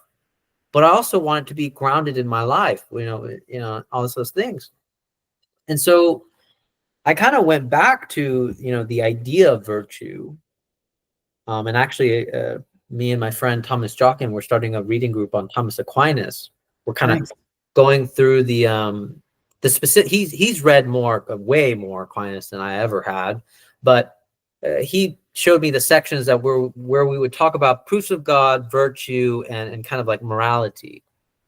And what I found so significant was he gave me this article about reading Aquinas' 5 ways. And for the longest time, I've always read it the way the guy called it. I forget the guy's name. It's an article that came out in 1999. He says, we generally interpret the I forget which way. It's kind of the way on basically where we start implying infinite regress, essentially. Okay. Is this the ontological argument? Sorry. I think it's the one about causation for sure. Okay. Because he's talking about like, yeah, there's prior causations, but it can't go on to infinity, essentially. That's what he's basically saying. And I was like, oh, this is how apologetics kind of talks about infinite regress. But actually the article that Jockin sent me he's like, oh, actually, this is a mistake. People generally think of it in terms of a horizontal causation. It's actually a vertical causation, which totally blew my mind, because vertical causation has a different sentiment, which is to say it doesn't emphasize time as much. And basically vertical causation would be that, well, actually the guy gave an example, right? It's causation per se and then causation per accident. Causation per accident is a guy could, try to nail something, break his hammer, get a new hammer, break it again, get a new hammer, break it again. And that would technically be an infinite regress, theoretically. So he's basically saying Aquinas isn't saying that this is not impossible. What he's saying is that it's possibly impossible is that if you were to say that like to birth a new generation of men, that you needed not only the previous generation of men, but also the sun, the element, and all these other things, we would really have a problem here, because then it just becomes like a very messy causation. Whereas it seems like vertical causation seems to say that there is a priority of cause. Not to say that other causes aren't related, but there seems to be a priority, so it must stop somewhere. But anyways, the reason why I got to that is because I think attention is something like the way my friend Thomas Drawkin was talking about final cause. Where does it going? What is the end of this thing? Mm-hmm. And I think when we put ourselves in that mode of attention, we're fixating on the end. And that's very hard, I think, in our modern kind of a status quo right now, because it's kind of become, I don't want to blame postmodernism, because that's not, there's a lot. I would. You would? Okay, please go. And I consider myself like a progressive, like on the left, like almost a socialist. I'll tell you why. Just sorry to interrupt you. I think it's super problematic, because all it does is wrap yellow tape around an object. It tells you the sequences, the process of powers that made the object, where the object came from, and then dismantles it. And then what? And and this is a big problem. We find it in Deleuze and Foucault and Nancy and many of these other thinkers. I'm not telling anyone to not read them, but what we've done is got rid of class struggle, got rid of the subject, got rid of the vertical, everything's horizontal for pluralism, but you can still have pluralism vertically. It's perfectly the whole deconstructive, and I hate using that word, it's very cliche. It's Nietzsche's hammer. You take the tuning fork on the one side, you tap the ideal. If it's empty, you smash it with the hammer. We're doing too much smashing. The problem is that when the pieces hit the floor, we don't create anything new. We're okay with continuing to smash and smash and smash and smash. And back to your point, one of the biggest examples of a philosophical dialogue that blew me away, and that I think kind of surpasses this postmodern way of looking at things, is in Against the Academics, Augustine is asked what truth is. And he says that truth is never material, and it's never immaterial. Truth is a trace. Sounds very Derridian, sorry. Truth is the journey. It's, what you're striving for, but not the end. It's the journey, it's the mission, it's the moment, the movement. And I really, really like that. And see what we've done, and now a lot of my friends study a lot of these postmodern thinkers, and they're great. They're great at breaking down societal structures, breaking down points of power. But we've got to a point where it's removed everything, for me at least. And like when you want to talk about the subject, they're like, oh no, it's the sujet. Oh no, this is no. At the end of the day, you're still a person. You're not a bundle of habits. We're not what Hume said. Maybe I'm too idealist. I don't know. But yeah, that's my problem as well with it. So I didn't mean to cut you off there, but I see your train of thought, and I'm with you on this lens.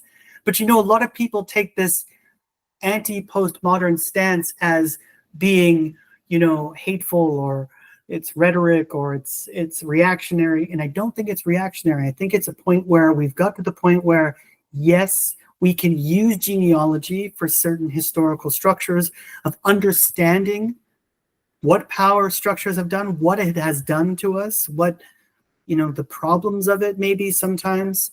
But at the same time, there's good in all, right? Yeah, it's one of the. I mean, Dawood and I. Well, Dawood we did a reading on post structuralism. I mean, well, yeah, on postmodernism, and it was interesting because it kind of just went through all the thinkers, here and there, kind of give us like real good snippets. But what we kind of noticed was, well, what I noticed, the way exactly you pointed out, which is it gave us tools for critique, tools for critique of the system, of limits themselves and what they have done to us. But see, that's not bad, but that's also the problem. Right. The problem is that when it only gives us tools of critique, and actually this is actually my subtle critique of certain forms of feminism. I don't know which kind, but is that what I've noticed, because I watch a lot like I pay attention to like a lot of dating culture and like red pill spaces like on YouTube. What I've noticed is that feminism came with a good and hard critique. But the problem was it's relational. It affects men as well, because the very relation to men, like it deconstructed women's position as a reason to say women deserve equal rights and all these other things. However, it left the relation unattended, meaning that men were like, well, so what do we do with ourselves now? Now, this is a very vulnerable point, a very vulnerable opening that I think is innocent, honestly. It's very innocent kind of opening, which is because of this opening about men's own position in the world, right? And I'm actually really not too into the dichotomies of men and women, because I do read some like psychoanalytic texts, but just to play along with people's dichotomies sometimes, is that it created a kind of return of the repressed. What is that? It means that it leaves open for people like Jordan Peterson to swoop in. Oh, yeah. Become like the father figure for these kind of lost and broken men. The red pill spaces also become a very dominant space for men to talk about their issues with feminism, with women, how women are always playing a game. And so here's the formulas to be a man. And then, of course, this whole like alpha, sigma kind of nonsense terminology to explain what a man is and how a man should be. But what it is always is that it's always a callback to the way they were, or the way that we used to be. Yep. And that's exactly what I see in postmodernism, is that, and this actually happened with Christianity, is that with tools of critique, if you don't offer a bridge to how to get out, and I think maybe they thought, well, if we can critique, then we can get out. I do think that's possible, but no one gave us a path, so to speak. They kind of outlined the limits of whatever path we're on. When that happened, Christianity also bashed postmodernism forever. Evangelical Christianity bashed postmodernism. And that actually made them return to a more fundamental Christianity more than ever. And then now we have these, weird kind of lost religious people, essentially, where they don't want to be fundamentalists. They don't want to be a part of the institution. But nobody's offered a way forward that is not a return to the past, essentially. That is at least that's the kind of cultural confusion going on with. No, I agree with you. Yeah, with what does it mean to be a man? What does it mean to be a Christian without being a fundamentalist or being a part of the institution, or all these questions that are so pivotal to our existential relations with the world and each other, people are just feeling generally lost. So the first thing that they're going to cling to is, well, there's somebody that's saying they have an answer, and I'm going there. But yeah, I'll see what comes up. I think there's with feminism, there is like there was a need for Beauvoir to write The Second Sex. There was an attitude at that time where, you know, especially the kind of the 60s, 70s French observer, you know, objectifying, and to this day we still objectify women.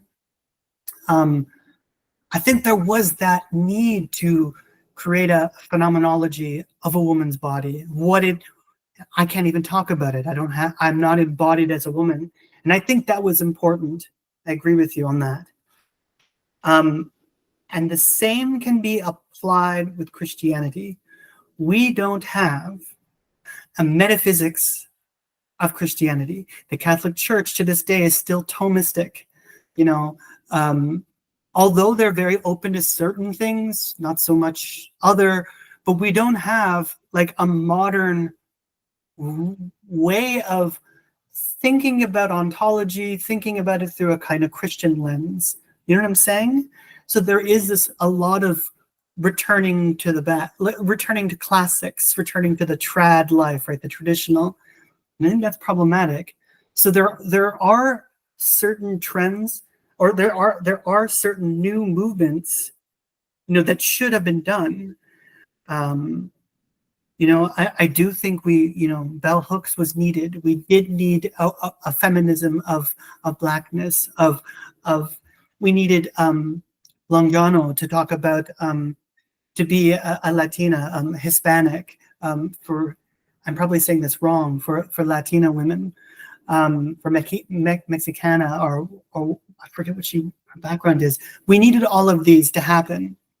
But then the problem is that, as you say, relationality. Relationality needs to be brought back. It's why people like Butler, Judith Butler, after her work, you know, has turned back to Hegel and Marx. She's rethinking the class struggle. It's interesting at this kind of return. It's interesting how Zizek, who was a staunch Marxist for a very long time, has returned back to Hegel. You know, a lot of people on the left see this as a regression, but he sees it as flipping Marx right side up again. It's not about just change. We don't just need to change the world. We need to reinterpret the world again. I'm going to get in so much trouble for saying that, but that's fine. There needs to be this new gesture of reinterpreting. What does it mean to be a Christian now? And your question is a really good question. What does it mean to be a Christian now in the 21st century? How do we reinterpret this status?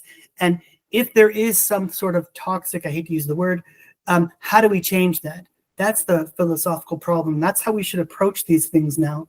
So I think there is a point where people are like, okay, this is what needs to be done.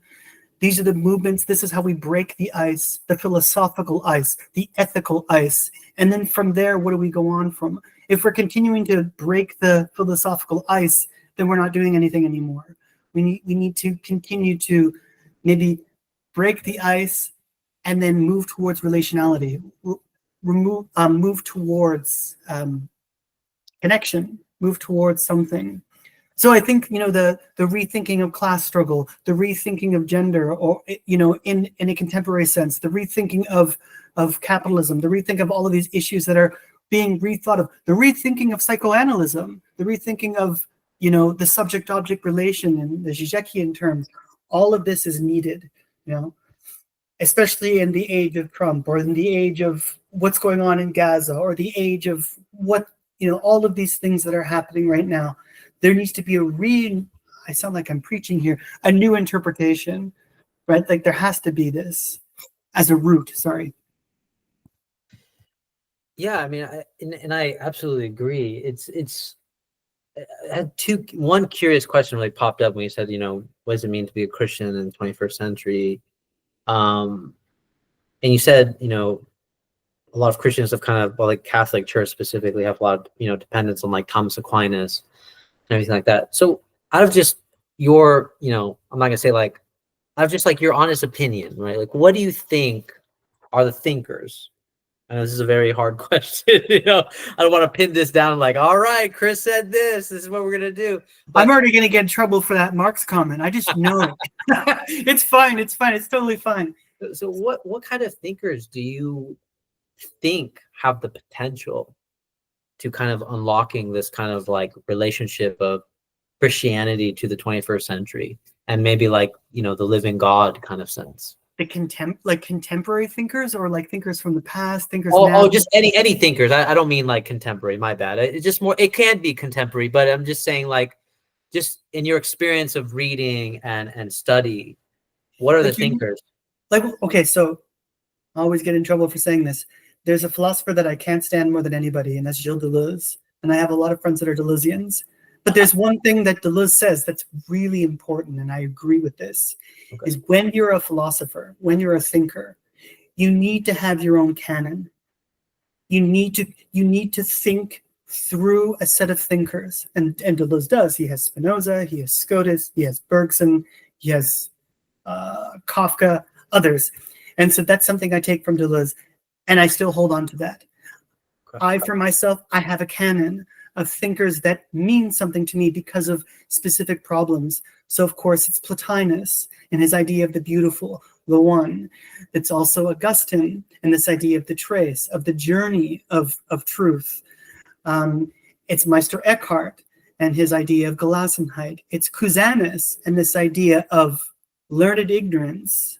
It's Schelling and personalism and this idea of, well, I'm a Schellingian, so it's always going to be Schelling. It's also Marx and Marx's humanism that I think needs to be reinstantiated as opposed to transhumanism or post-humanism. I really hate this idea of thinking human and machine. I hate this idea. I think we should have a kind of like humanism again that is centered in nature, centered around this. Edith Stein and her idea of personalism, her idea of dark contemplation, her relationship with God in the Science of the Cross. She talks about a relationship with God is hard. It's like, I'm not trying to sound like a preachy Christian because I'm not a practicing Christian, but she says it's not going to be you're going to get answers. You're in the dark. You're scrambling around. You're contemplating and empty and at the same time struggling. And it's not going to like, poof, you get a light. It's going to be this moment. She inspires me. Her story inspires me. So she's a huge, big thinker that I deeply, deeply love. I would say Bradley as well. F.H. Bradley, his relation to the absolute, his idea of relations, which he has a big problem with. He has a very nice, cohesive monism that I think is really interesting. I think it may be problematic, but I think it's still interesting. I like Canton Meillassoux, and I disagree with his readings of Kant and everybody. But but Meillassoux gives us this idea, like, we're so sure of an event that happened that we never experienced, like the Big Bang. How can we make all of these theories? Now, I'm not trying to sound like crazy here, but his idea is that, we're always so concerned about necessity as opposed to contingency. I think this is a great argument. I think we can learn something from that.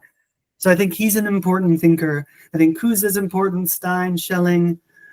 I think Anne Conway has this really, really great idea. Like she's got some Quaker elements, but also some Kabbalah elements into her philosophy.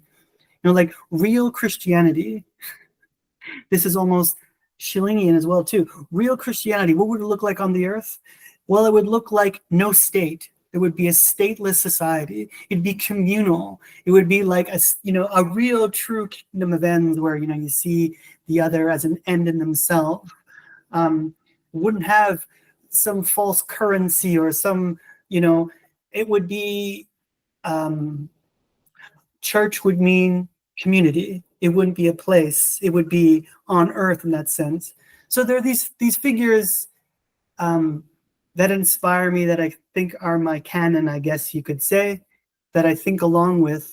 And, you know, recently money troubles have made me think a lot more with Marx and relationship with Marx. And when you say that, and you bring up Marx and the dirty C word, communism, people like get really scared easily, and they shouldn't, because essentially what he's saying is that hitherto the first thing that's ever happened was class struggle.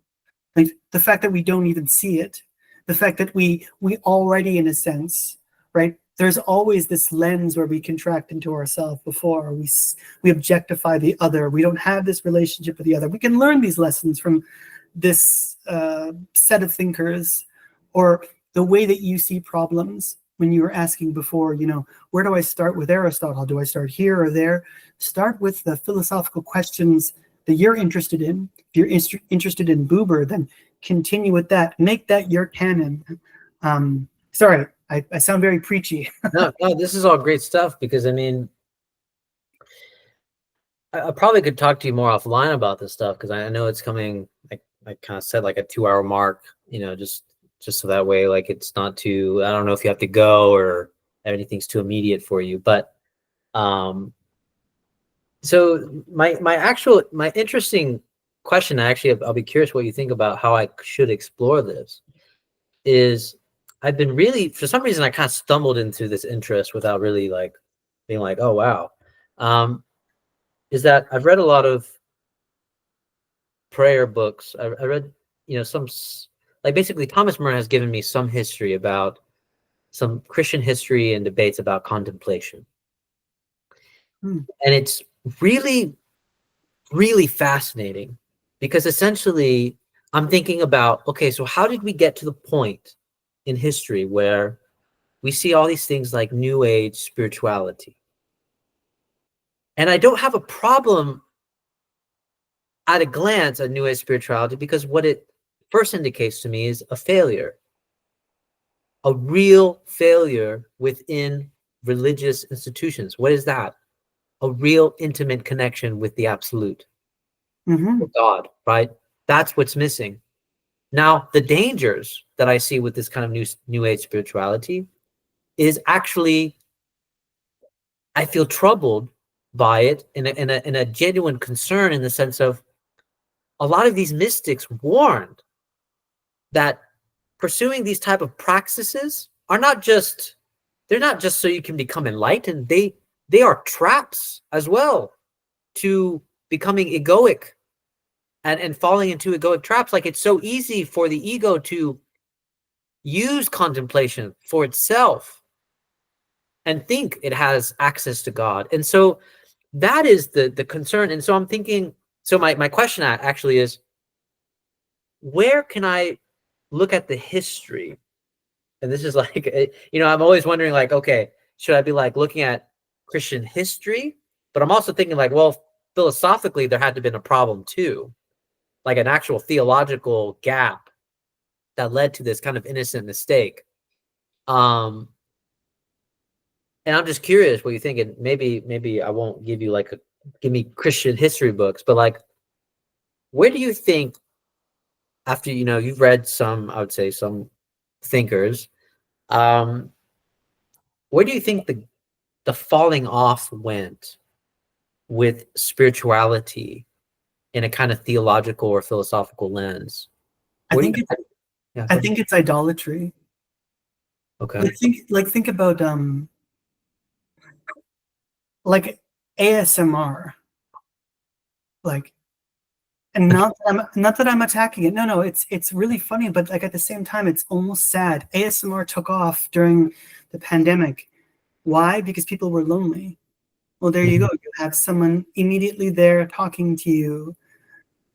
I think it's two things. It's epiphenomenal. It's, we want easy answers, and at the same time, if it works, like manifestation. This is very big amongst a lot of people now. Manifesting something. And it's, it's the placebo effect. If it happens, you feel great, right? It really is that. It's a kind of new form of idolatry. It's, and I'm not knocking it, I mean, some people it helps them. I'm not talking about ASMR. I mean, all of these things. But yeah, it's idolatry. It's money, or it's sex, or it's power, or it's good feeling, or it's company, or it's something. It's a false relationship. It's a reversed relationship with something. It's funny, in the freedom essay, you know what Schelling calls true evil? The reverse God. It's Satan. What is Satan? And he doesn't say it's a devil or whatever. The reverse God is that moment where it's egoic, where we continue to fulfill the cycle of yearning. And what is yearning? Yearning is always longing for some idol, some empty idol, idolatry in a sense. So capital or whatever. But yeah, so I think you could, I mean, in the early church fathers, were trying to connect themselves. What is the background of history like the early church fathers? I think they were looking, is it Moses, or is it the Greeks? And a lot of the apologetics found, they at first were against the, Gnosticism and a lot of the other things, like, certain things like that. Where you could take the ideals of something and make it your own or whatever. I'm not knocking Gnosticism; it's great, but I think it's more or less. I don't even know what I'm saying anymore. I think it's this.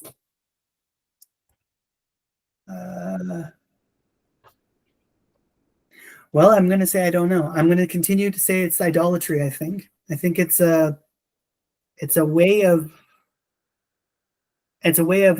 getting spoon-fed easily, and I think you're onto something. You want to continue to look at this relationship with Buber, and what happens when that relationship sours. Objectification, violence. Look at like Levinas talks about Hegel's metaphysics as being violence, consuming. The sublation, he says, is violent. I'm going to get in more trouble with my Hegelian friends. Me too. But there is a kind of violence that happens within certain specific thoughts, right? That is certain philosophies that don't recognize, and I don't mean the good violence. There's no good violence, sorry. I mean the violence where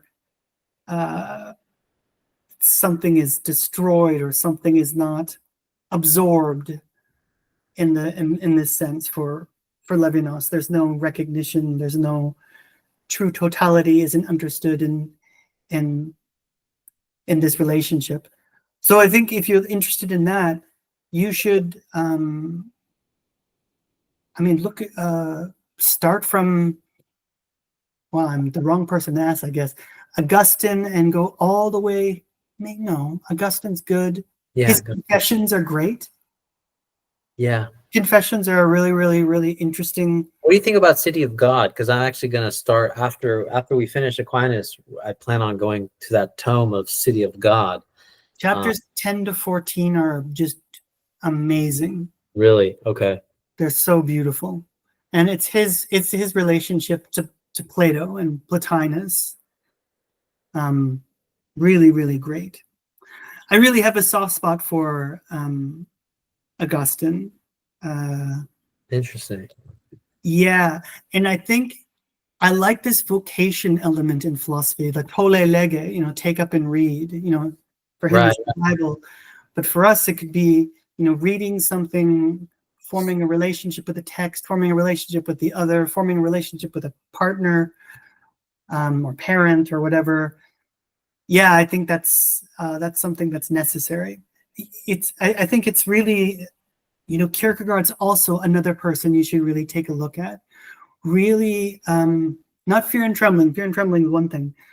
I think you should take a look at Sickness Unto Death. Oh, okay.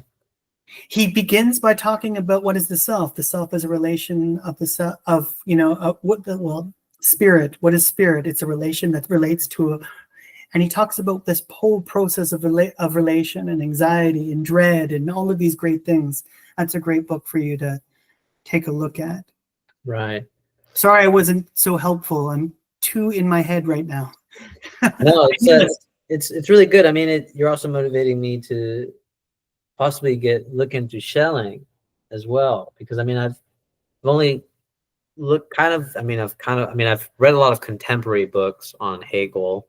Obviously, tried reading some of the primary stuff. I've definitely read his philosophy of history. But yeah, Schelling I've just never read. And then I have read some of Kierkegaard, and I've never read St. Augustine, St. Augustine. I've never read him. Really? So it's really nice to hear you say like you have a soft spot for St. Augustine, because I'm like, okay, well, great, because I mean, there's something there between Aquinas and Augustine, and I really want to understand the difference. And then I'm also getting more curious about Plotinus, as you've been talking about, this notion of beauty. Thomas Jockin, and he's actually my friend Thomas Jockin. He's a big fan of Aristotle, but he also reads a lot of Plato. But he's very adamant about this argument of the beautiful. He actually kind of subordinates. He has an argument for subordinating the beauty, like subordinating the good as beauty being higher than all these other things. And it's because of this kind of like capturing moment that beauty can have. If you're But then really, also go ahead. If you're really into, it's going to sound super cheesy, but I don't care. There is a philosopher on YouTube called Pierre Grimes who runs the Neoplatonist, I think it's the Platonic Society. And he reads Plotinus and every book of Plotinus like meditations to get to the good, to get to the beautiful. And Proclus as well. Proclus is awesome as well too. But it really is like Plotinus is a contemplative thinker. You want the contemplative life? Plotinus has it. And this is something that Augustine has that Aquinas doesn't have. Aquinas is a scholastic philosopher with rigorous logical arguments. He's in debates with others. He has to show why Christianity is the case, why these things. But at the same time, he'll demonstrate the weaker point, or not the weaker point, the point that is against Christianity in order, right, to show that this is the true case. But Augustine is different.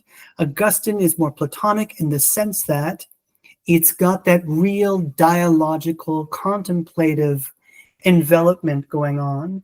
And I would say the same thing about someone like Malebranche, who's a Cartesian, but also an Augustinian. And he's got this really great dialogues on religion and metaphysics that's really, really nice as well, too. But yeah, no, it's not just the Confessions text, but his, on the free choice of the will is a really great book by Augustine. The City of God is a tome. It's huge. Yeah, it's massive. It's a great book. Like I taught an ethics class one year, and I got rid of Mill. I got rid of Locke. I got rid of all of these things. I didn't want to do that, and I started off with the Euthyphro. Nice. Book 1 and 2 of the Nicomachean Ethics, Augustine's Free Choice of the Will, jumped to Kant, and then did The Gay Science. And then I ended off with a book that you should read by Edith Stein called The Problem of Empathy, which is one of the most beautiful phenomenological texts. She literally talks about the phenomenological relation of empathy, what it means to be empathetic, what it means to have empathy for the other. And a lot of people in my class loved that text. They were blown away. But I didn't just want to I didn't want the same kind of ethical thinkers that people read, a little bit of analytic, a little bit of continental. I wanted something for, and I would ask the students when they wrote papers for me to actually think of ethical problems. So they had to create their own problem, create their own question that they were going to ask in their paper, and use one of the readings. And it really, really worked. And they really, really liked it because, it wasn't the same utilitarianism or or this and this and that or whatever. It was, thinking through ethical problems. Yeah, I really like that. I mean, yeah, I'll have to shoot you a text later because I think my interest recently has been more refined in the sense of like I am deeply interested in what you were calling contemplative thinkers. I think I for some reason I ended up always running into like thinkers that were very very not systematic. So like Buber is very not systematic. Nietzsche, I would say he's not very systematic. But these are all kind of guys that are very poetic in nature that I've always really enjoyed and loved reading. But yeah, I mean, I think contemplative thinkers would be a good start. I have never read Plotinus. I think I've read actually just a little bit of Plotinus. You know what you should do though? Yeah. Don't just get the Enneads. There's a book by Hackett. It's not too expensive. It's called The Essential Plotinus. It goes through the beautiful, the one, the good, the contemplative. I would get that first. Now, I'm sure your friend who's a true Platonist will probably say, "What did Chris say? I can't believe he said that." But it's good to go through these exercises, these meditations that he has. They're not meditations. They're very rigorous and very, very well read, and they're really great. But that's a really good place to start. I'm going to keep saying Stein again. Stein's Science of the Cross. Read that. That's about John of the Cross. That's about John of the Cross. Nice. And she goes through her whole relationship with God, dark contemplation, the senses, etc., etc. That's a really, really good text. Of course, Augustine, I would highly recommend. For Schelling, there's a dialogue that's unfinished called Clara. That is a beautiful text. In the Clara dialogue, there's 3 interlocutors. There's a priest who represents spirit. There's a scientist who represents the material world.